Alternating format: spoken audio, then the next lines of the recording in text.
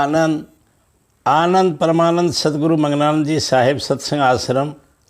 डेरा सतगुरु प्रीतानंद जी साहिब धाम निंगाना, जिला भिवानी, हरियाणा के सौजन्य से जो कोई सचोटी के साथ अपने मन और इंद्रियों को संसार के भोगों की तरफ से हटाना चाहता है और सच्चे मालिक के चरणों में प्रेम के साथ अपने सूरत और मन को जोड़ना चाहता है, उसको चाहिए कि हमेशा अपने मन और उसकी तरंगों की चौकीदारी करे, यानी नज़र करता रहे कि वह क्या क्या तरंग उठाता है। जो तरंगे संसारी फिजूल हैं उनको रोके और जो परमार्थी तरंगें उठे उनको बढ़ावे और ताकत देवे। संसारी तरंगों को रोकना इस तरह पर हो सकता है कि जब इस किस्म की हिलोर मन में उठती हुई मालूम पड़े, उसी वक्त मन और सुरत की तवज्जो को ऊपर की तरफ, जैसा कि भेद स्थानों का संत मत के माफिक समझाया गया है, पहले स्थान पर नाम के आश्रय, चाहे स्वरूप के आश्रय और चाहे शब्द के आश्रय लगावे और उसी जगह पर जमा देवे। फौरन उस दाहर का मुख जो इंद्रियों की तरफ जाने वाली थी ऊपर की तरफ मुड़ जाएगा और वह संसारी तरंग हट जाएगी या मिट जाएगी और अंतर में थोड़ा बहुत ऊंचे देश का रस मिलेगा। नाम के सुमरन का रस और स्वरूप के ध्यान का रस जो ऊंचे स्थान पर आँखों के ऊपर किया जावे और शब्द का रस जो पहले स्थान सहस्दल कमल या दूसरे स्थान त्रिकुटु की धुन सुनकर प्राप्त होवे, इस कदर ताकत रखता है कि मन की धार को अपनी तरफ थोड़ा बहुत खींचकर दूसरी तरफ हटा लेगा और जो ज़्यादा रस मिलेगा तो वह धार उसी तरफ को रमा होकर उस स्थान पर ठहर जाएगी और थोड़ी देर खूब रस देवेगी, और जो तवज्जो किसी कदर कम रही तो रस कम आएगा। फिर भी दूसरी तरफ यानी इंद्रियों और नीचे की तरफ उस धार की चाल बंद हो जाएगी या कम हो जाएगी कि उस तरफ कुछ कार्रवाई नहीं कर सकेगी। अभ्यासियों को मुनासिब है कि जब अभ्यास में बैठें उस वक्त दुनिया और उसके पदार्थों का ख्याल ज़रूर बंद करें और चरणों की तरफ मुख रखें, तो कुछ ध्यान और भजन का रस आएगा, और नहीं तो ख्यालों में वक्त खर्च हो जाएगा और अभ्यास का फ़ायदा प्राप्त न होगा। जब भजन के वक्त कोई तरंग संसारी या भोगों की उठे तो अभ्यासी को चाहिए कि उसी वक्त उसको रोके, और जन रोके जावे तो उसी वक्त गुरु स्वरूप यानी स्वरूप का ध्यान शुरू कर देवे। इसका असर थोड़ा बहुत ज़रूर मन और इंद्रियों पर पहुंचेगा और उनका रुख स्वरूप या शब्द की तरफ आसानी से हो जाएगा, और जब गुनावन यानी ख्याल हट जावे तब थोड़ी देर बाद फिर भजन यानी आवाज़ के सुनने में लग जावे। जो ध्यान के वक्त भी गुनावन दूर ना होएं यानी फिर वह ख्याल पैदा होएं, तब मुनासिब की नाम का सुमरन भी ध्यान के साथ करें, और जो फिर भी ख्याल न हटे तो जिस शब्द को कोई ख़ास कड़ी या कड़ियों प्रेम की मन और बहुत प्यारी लगती हों उनका अंतर में मन ही मन गा कर पाठ करें और अपनी तवज्जो स्वरूप के ख्याल पर पहले स्थान सहस्दल कमल पर जमाए रखें। जब मन इस काम में लग जाएगा तब गुनावन और ख्याल को छोड़ देगा और मन में थोड़ा बहुत प्रेम जाहिर होगा और शब्द की भी आवाज़ उस वक्त साफ सुनाई देगी और अभ्यास का थोड़ा बहुत रस आएगा। मन से एक वक्त में एक ही काम हो सकता है, इस वास्ते अभ्यासी को मुनासिब है कि जब भजन में न लगे तब उसको ध्यान में लगाए,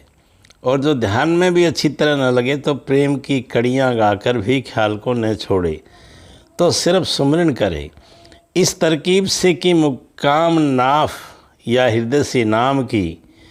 धुन अंदर ही अंदर या थोड़ी आवाज़ के साथ उठावे और हृदय और कंठ चक्कर के स्थान पर एक एक हिस्सा नाम का उच्चारण करता हुआ सहस्दल कमल के स्थान या त्रिकुटी में ठहरावे, यानी धुन को ख़त्म करे, और फिर इसी तरह दूसरी दफ़ा नाम का उच्चारण नाभ से लेकर सहस्दल कमल तक करे, यानी 4 हिस्से करके एक हिस्सा नाम का उच्चारण एक एक चक्कर के मुकाम पर करके आखिरी हिस्सा सहस्दल कमल में ख़त्म करे, जैसा कि नीचे लिखा हुआ है। नाफ, हृदय, कंठ, सहस्त्रदल कमल, और जो हृदय चक्कर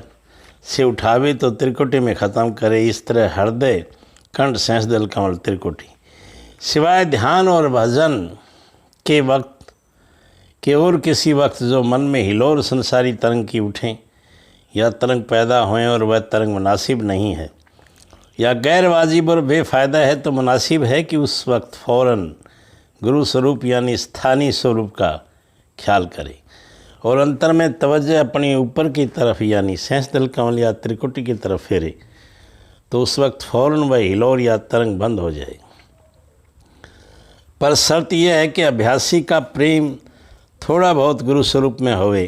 या शब्द में होवे या अंतर में ऊंचे की तरफ तवज्जो फेरने में कोई दिन। जिस किसी को गुरु स्वरूप में प्यार और भाव कम है या नहीं है और न शब्द में अभी कुछ रस आया है, तो उसको चाहिए कि जब कोई तरंग नाकिस मन में उठे तो उसको अपने भजन और ध्यान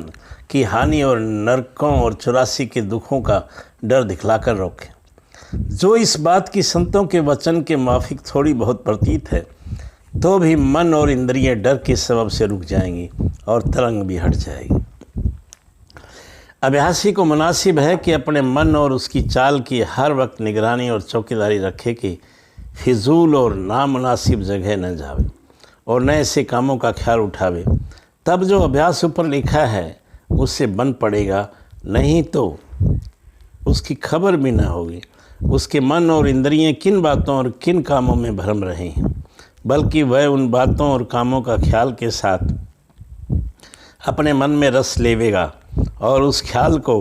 जब तक वह अंदर में जारी रहेगा उसका पूरा रस नहीं लेवेगा, नहीं छोड़ेगा। यह हालत कुल संसारी जीवों की है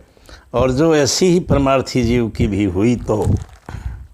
उसमें अभी संसारी स्वभाव विशेष है, उसकी कार्रवाई परमार्थ में दुरुस्त नहीं कही जा सकती है। परमार्थ की तरक्की के वास्ते और अभ्यास में रस मिलने के लिए ज़रूर है कि अभ्यासी अपने मन और इंद्रियों की चाल पर नज़र रखे और जहाँ तक मुमकिन होवे उनको बाहर की तरफ फिजूल और नामुनासिब धार बहाने से रोकता रहे और जिस कदर बड़े अंतर में ऊंचे की तरफ चलने और चढ़ने की आदत डाले, तो कोई दिन के अभ्यास से ये आदत पक्की और मजबूत होती जाएगी।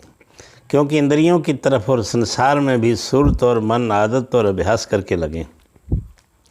और जब दूसरी आदत डाली जाएगी और उसका अभ्यास किया जाएगा, तब इनका मुख ऊपर की तरफ आहिस्ता आहिस्ता बदल जाएगा और परमार्थ की तरक्की मालूम होने लगेगी। जो लोग की मत में शामिल होकर